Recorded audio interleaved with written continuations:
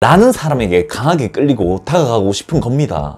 그러니까 강하게 나왔기 때문이죠. 안녕하세요, 상하입니다. 헤어짐을 마주하게 되면 갖가지 이유에 의해서 알게 모르게 마음이 식어버리거나 마음이 있더라도 만남을 지속할 의지가 확 줄어들게 되기도 합니다. 도대체 어떠한 부분에 의해서 이러한 문제들이 나타나는 걸까요? 가장 큰 이유로는 두 가지를 들 수 있습니다. 첫 번째, 중독 호르몬 사라짐입니다. 두 번째는 서로의 욕구를 더 충족받으려는 심리로 쉽게 지쳐버리는 것입니다. 첫 번째 이유는 이러한 사랑이라는 것은 초콜릿과 같이 중독적인 감정을 만들어냅니다. 첫눈에 반하는 도파민, 심장박동이 빨라지는 아드레날린, 먼 길도 달려가는 콩깍지 씬, 페닐에틸라민, 스킨십도 부르는 옥시토신, 행복감을 느끼는 세로토닌과 같은 호르몬이 분비되는 거죠. 이러한 것이 사라지면 문제가 됩니다. 그 이후에는 주로 서로가 적응되어 편해져 버리거나 나의 가치가 하락한다든지 처음과 같은 설렘을 못 만들어낸다든지 등으로 인해서 나타납니다. 이렇게 중독 호르몬이 사라지게 되면 기존에 문제가 되었던 것들이 수면 위로 부각하게 되고요. 노력을 크게 안 한다든지 더 이상 잘해주지 않는다든지 자기 중심적인 사람이 된다든지 그 사람의 본성을 그대로 느낄 수가 있습니다. 그래서 우리는 누군가를 바라볼 때 3개월 정도는 누군가를 지켜봐야 알 수 있는 거죠. 두 번째 이유는 서로가 사랑에 있어서 더 원하는 것들이 있을 수 있는데 더 바라기만 한다는 겁니다. 많이 쌓이거나 외향성이 강한 사람들은 잦은 다툼이 일어날 거고요. 내재적 성향이 강하다면 참아오다가 한 번의 이별로 통보해버릴 겁니다. 예를 들어 상대가 무언가를 해준다면 나도 이제서야 해준다든지, 상대도 나에게 어떤 보상을 바란다든지, 자신이 가진 가치관과 안 맞다고 결론 지어버린다든지, 무언가 원하는 게 있는데 우리가 맞춰주지 않는다든지, 이러한 것은 좋은 관계도 피폐해지게 만들 수 있는 행위입니다. 서로에게 이해 부족, 배려심 부족으로 실망감만 만들어냅니다. 내가 그렇게만 하는 거 아닌지, 또 상대가 그렇게만 요구하는 거 아닌지 잘 따져보셔야 합니다. 자, 그러면 헤어지더라도 어떤 사람이 자꾸 떠오르게 되고 힘들어지고 생각나게 되는 걸까요?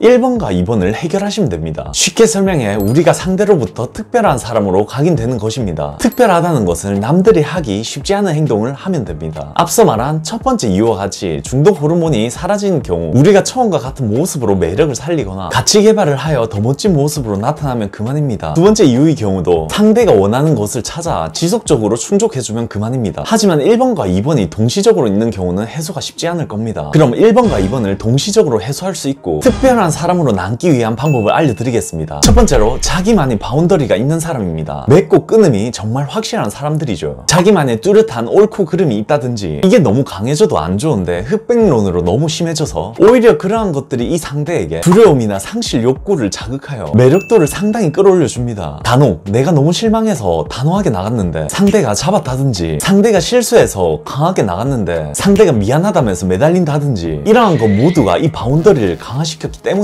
그래서 여러분들은 헤어지고 나서 어떤 사람에게 더 힘들어 하시나요? 이 사람은 한 번 아니면 아닌 사람이에요. 너무 이성적인 사람이에요. 라는 사람에게 강하게 끌리고 다가가고 싶은 겁니다. 바운더리가 강하게 나왔기 때문이죠. 우리가 바운더리를 가지고 있지 않으면 상대 페이스에 끌려 다니게 됩니다. 자기만의 바운더리를 여러분들이 꼭 가지세요. 감정으로 치우쳐 흐지부지하거나 애매모호한 모습을 보이지 말고 확실하고 명확하게 행동하며 평상시 나만의 가치관에 기준선을 가지고 계세요. 예를 들어 상대가 서운하게 만든다 해서 불안해 보이거나 화를 낸다든지 하는 게 아닌 관계에 대한 좋은 미래를 위해 나의 의사표시를 상대에게 명확히 전달해 나가세요. 그래서 바운더리가 뚜렷할수록 잊혀지기 쉽지 않은 사람으로 남게 됩니다. 두 번째로, 내면적 사랑에 초점을 두는 사람입니다. 많은 사람들이 외적 모습에 추구하여 사랑이 샘솟는다고 알고 있지만 내면적 사랑이 밑바탕이 되어야 평생 지속되며 풍요로운 사랑으로 나아갈 수 있습니다. 미국 어느 대학 사회학자 연구들에 따르면 우정이 사랑에 얼마나 중요한지 알 수 있습니다. 결혼은 50년 이상 행복하게 살고 있는 수백 쌍의 사람들에게 결혼의 성공 요인이 무엇이냐 물었더니 우정이라고 대답하였고, 자신의 파트너와 최고의 친구라고 표현했습니다. 그것을 더 풀어 설명해본다면 공통된 믿음, 공통된 목표, 관심과 나눔, 상호 존중, 인생 방향 자체가 같다는 뜻입니다. 나만의 내면적 사랑을 키우기 위해 나의 사고 방향을 확장시키고 서로가 관심사를 많이 나누며 서로에 대한 믿음과 상호 존중을 바탕으로 서로에 대한 목표와 방향성을 교류하며 맞춰 나간다면 이 역시 뿌리가 깊이 형성되어 좀처럼 잊기 힘든 대상자로 남게 될 것입니다. 시간이 많이 흘러 생각나고 서로를 떠올리게 되는 거죠. 세 번째로, 보답을 바라는 게 아닌 사랑을 베푸는 사람입니다. 인간관계 역시 주는 것보다 받는 걸 원하게 되면 문제가 발생합니다. 줄 수 있는 것을 생각하면 문제될 리는 없습니다. 간혹 이렇게 생각하는 사람들도 있을 겁니다. 매번 잘해주기만 했는데 상대가 헤어지자 했어요. 헌신하니 헌신짝이 되어버렸어요. 상대가 원하는 욕구에 맞춰주는 것은 문제가 되지 않습니다. 다만 우리가 이것저것 과하게 챙겨줄 땐 문제가 될 수 있습니다. 가령 상대가 원하지 원하지 않았는데도 우리 마음이 더 편하려고 과하게 억지로 표현해준다든지, 상대는 컨디션이 난조에 혼자 있고 쉬고 싶은데 나에게는 사랑이라고 무작정 내 관심과 애정을 준다든지, 이러한 것은 상대방이 원하는 사랑이 아닙니다. 그리고 항상 헤어질 때 나는 이렇게 너에게 잘해줬는데 너는 나에게 뭘 해줬느냐 라고 화풀이를 하게 된다면요, 상대의 입이 닫게 되는 상황이 연출될 겁니다. 사랑은 우리가 무언가 바라면서 해주는 게 아니고 이해와 존중을 바탕으로 상대의 있는 그대로를 사랑해주는 겁니다. 그래서 내가 보답을 바라고 사랑한 건 아닌지, 상대방이 원하는 개념의 사랑을 주었는지 다시 한번 생각해봐야 할 겁니다.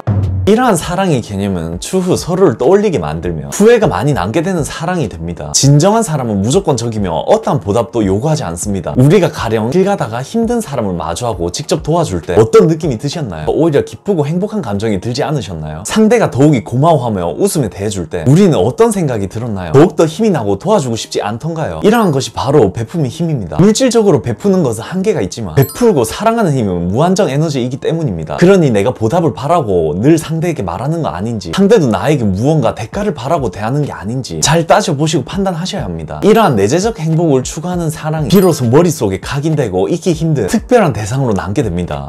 이것을 끝으로 혹시 궁금한 점이 있으시다면 아래 댓글로 남겨주시면 답을 드리겠습니다. 괜찮으셨다면 구독, 좋아요 많이 눌러주시고요. 이상 이별과 자유의 상하였습니다. 감사합니다.